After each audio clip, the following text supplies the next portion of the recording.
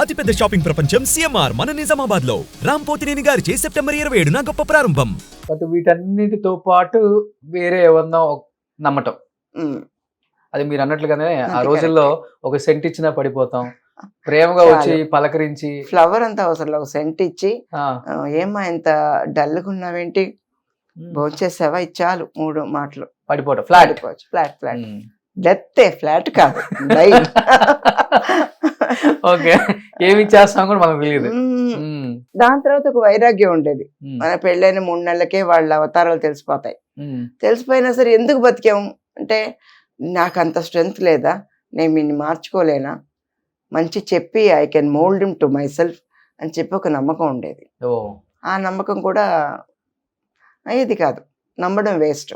Okay, ఆ తర్వాత వెళ్ళిపోదాం బయటికి అనిపించేది. మీరు చెప్పేది వింటుంటే మీరు అప్పుడు తరం నుంచి చూస్తున్నారు కాబట్టి మీకు చరిత్ర తెలుసు కాబట్టి మీలాంటి వాళ్ళు చెప్తేనే ఈరోజు వ్యూయర్స్ నమ్ముతారు, ఆడియన్స్ నమ్ముతారు. అంటే అప్పుడులో చాలా మంది అంటే నేను తప్పుగా మాట్లాడట్లేదు కానీ అప్పుడులో 3 పెళ్లిళ్ళు 4 పెళ్లిళ్ళు ఎందుకు చేసుకునే వాళ్ళ అని ఇప్పటికో క్వశ్చన్ మార్కే ఆడియన్స్ కి. అంటే వాళ్ళని ఎంతగా ప్రేమించుంటాం వాళ్ళని స్క్రీన్ మీద చూసి. ఇప్పుడు పాత సినిమాలు వస్తున్నాయి అంటే వాళ్ళ ఎక్స్ప్రెషన్స్ మేము పడిపోతాం. ఒక్కసారేనండి పెళ్లి, ఒక్కసారి. దాని తర్వాత అయ్యేదంతా పెళ్లి కాదు. అదే దానికి పెళ్లి అని పేరు పెట్టకూడదు, పెళ్లి అని పెట్టకూడదు పేరు. ఇప్పుడు అన్నట్టు అప్పుడు లివింగ్ టుగెదర్ అని సిస్టమ్ లేదు, ఉంటే బాగుండేదేమో. ఈ పెళ్ళని చేసుకోకుండా you like somebody live for some time, మీకు ఎప్పుడు నచ్చలేదా మీరు బయటకు వచ్చేయచ్చు. ఇప్పుడే కదా లివింగ్ టుగెదర్ అన్ని, అప్పుడంతా వేరేలాగా అనేవాళ్ళు కదా, ఉంచుకున్నది అని అనేవారు. అప్పుడు డైరెక్ట్ గా పెళ్లి చేసేసుకుంటారు. ఆ పెళ్లి కూడా ఒక 3 months 4 months 4 years it will go. Okay, so ఒకసారి పెళ్లి అయిపోయి విడాకులు అయిపోతే మళ్ళీ వాళ్ళని ఆదరించే వాళ్ళు, ప్రేమించే వాళ్ళు ఎక్కువైపోతారు. ఎక్కువ మంది ఉంటారండి, లైఫ్ ఇస్తారు. మాకు తమిళ్లో వాళ్ళు అంటారు కదా, మీకు వాల్వ్ ఇస్తాం అని. మీరు వాల్వ్లు ఇవ్వక్కర్లేదు, బోల్డ్లు ఇవ్వక్కర్లేదు, వదిలేండి, నా బతుకు నేను బతుకుతాను. వాళ్ళు ఇస్తా అంటారు, వచ్చి మొత్తం దోచుకొని పోతారు. అంతే, పూర్తిగా సర్వం పోయిన తర్వాత మనకు తెలియదు, ఏదో పోయింది మంది నెత్తి మీద ఎక్కుర్చుంటారు. నువ్వు ఎందుకు ఇలా చేస్తావు, నువ్వు ఎందుకు అలా చేసావు, నువ్వు పొద్దున్న ఎందుకు 6 గంటలకు లేచావు, అది అనుమానాలు వేరే వస్తాయి. ఓకే, మన షూటింగ్కి వెళ్ళిపోయిన తర్వాత నువ్వేంటి 6 గంటలకు షూటింగ్ అయితే నువ్వు 8 గంటలకు వస్తున్నావు, ఈ 2 hours గ్యాప్లో ఏం చేసావు, ట్రావెలింగ్ టైం ఉంది కదా, అదంతా చెప్పరు. ఓకే, నీకు వేరే ఎఫ్ఐఆర్ ఉంది, ఇవన్నీ చెప్పేస్తారు. అసలు ఎఫ్ఐఆర్లు పెట్టుకునే అంత ఓపిక మనకు లేదు, టైం లేదు. ముందు ఎఫ్ఐఆర్లు బాగుంటాయి, బట్ టైం ఉండాలి కదండి. ఎవరికన్నా ఐ లవ్ యూ చెప్పి ఒక ఎఫ్ఐఆర్ మెయింటైన్ చేయాలన్నా you need lot of time. దానికి కూడా బిల్డప్ ఉంది కదా, అన్నిటికీ బిల్డప్లు ఉన్నాయి. అప్పుడు 2 ఆర్టిస్టులు కలిసి చేసి వాళ్ళ హిట్, అంటే వాళ్ళ పేరు హిట్ అయినా, కెమిస్ట్రీ బాగున్నా పెద్ద పెద్ద మ్యాగజైన్స్ లో వచ్చేస్తుంది. పెళ్లిళ్ళు చేసేస్తారు వాళ్ళే పెళ్లిళ్ళు చేస్తే అయిపోయింది, పిల్లలు కూడా పుట్టారని కూడా చెప్తారు. ఓకే, మీకు ఎన్నిసార్లు చేశారు? నాకు అలాగేం పెళ్లిళ్ళు చేయలేదు, నేను ఆ ట్రాక్ లో పడలా. 18 ఏళ్ళకే పెళ్లి అయిపోయింది కదా, 18 ఏళ్ళకి పెళ్లి చేసుకున్నది చాలా మంది అని తిట్టారు.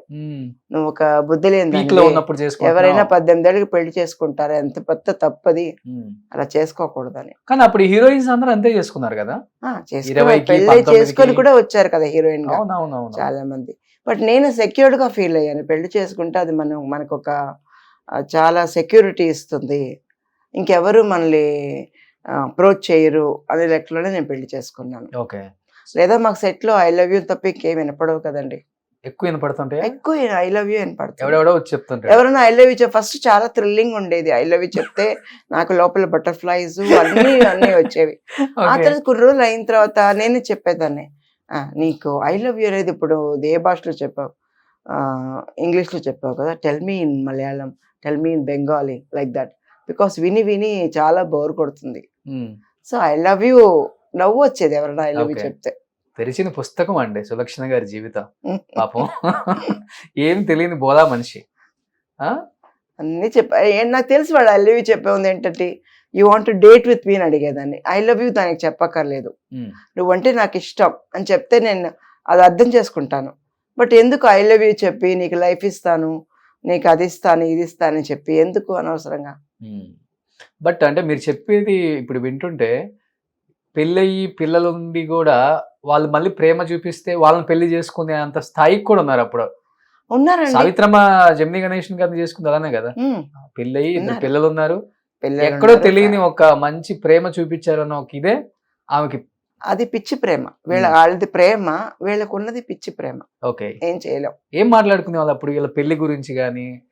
చాలా మంది ఆపడానికి ట్రై చేశారు, జమున గారు కానీ నాకు వీళ్ళందరూ తెలీదు. ఇంటర్వ్యూలు చేసేటప్పుడు చెప్పారు నాకు నాకు. అప్పుడు తెలియదు. నాకు ఉమ్, ఐ డోంట్ నో. ఉమ్.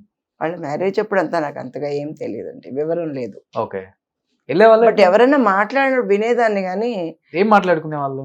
లేదు, వీళ్ళు వాళ్ళ లైఫ్లో లాగిని అందరూ గుమ్మడి గారు అందరూ సెట్లో ఉన్నప్పుడు జనరల్గా మాట్లాడుకుంటారు కదా, వాళ్ళు మాట్లాడేటప్పుడు నాకు కొంచెం అర్థమయ్యేది. బట్ సగం అర్థమయ్యేది, సగం అర్థమయ్యేది కాదు. వెళ్ళారా ఎప్పుడన్నా మీరు సావిత్రమ్మ ఇంటికి? లేదండి, వెళ్ళలేదు, అసలుకి వెళ్ళలేదు. ఉమ్. ఆవిడ చాలా బాగాలేనప్పుడు చనిపోయే ముందు వెళ్ళి చూశాను. చూసారా ఎలా ఉన్నారా ఆమె అసలు అప్పుడు? చాలా ఏడుపు వచ్చిందండి. పక్కన ఆవిడ పాత ఫోటో ఒకటి పెట్టి ఇలా పడుకొని ఉన్నారు, లుంగి వేసేసి. ఎక్కడెక్కడ ట్యూబ్స్ పెట్టాలో అన్ని చోట్ల ట్యూబ్స్ పెట్టున్నాయి. ఆ, ఇలాగ అయిపోయారు. ఇంత బారైన మనిషి ఈ టేబుల్ అంతా అయిపోయారండి, ఆ, షింక్ అయిపోయారు బాగా. బట్ చూస్తే ఎవరు చెప్పలేం ఇది సావిత్రి అమ్మ అని చెప్పలేం. అది కూడా నేను జమినీ గణేషన్ గారిని అడిగాను, ఒక్కసారి సావిత్రి అమ్మని చూస్తానండి, వాళ్ళు ఎక్కడుంటారో చెప్పండి, నేను వెళ్ళి చూస్తానని చెప్పి వెళ్ళి చూశాను. అప్పుడు ఉమ్. ఫ్యాన్ కూడా లేదండి పాపం, అవునా? వాళ్ళ ఇంట్లో ఫ్యాన్ కూడా లేదు. ఆ, no furniture, nothing at home. బూజులు పట్టుంది ఇల్లంతా. బూజులు పట్టు.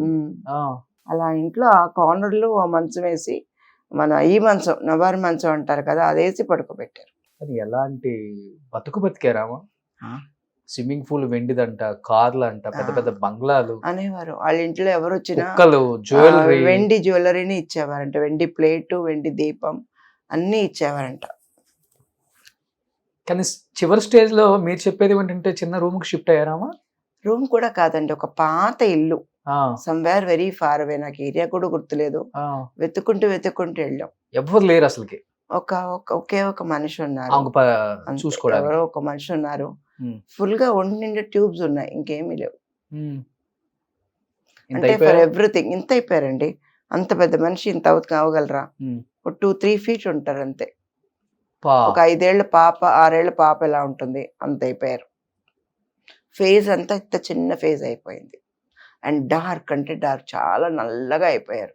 అప్పటికి జమినీ గణేషన్ గారు ఆయన చూసుకోలేదు, మెల్ల కావాల్సినంత ఆస్తుంది. ఆయన చూసుకోలేదు.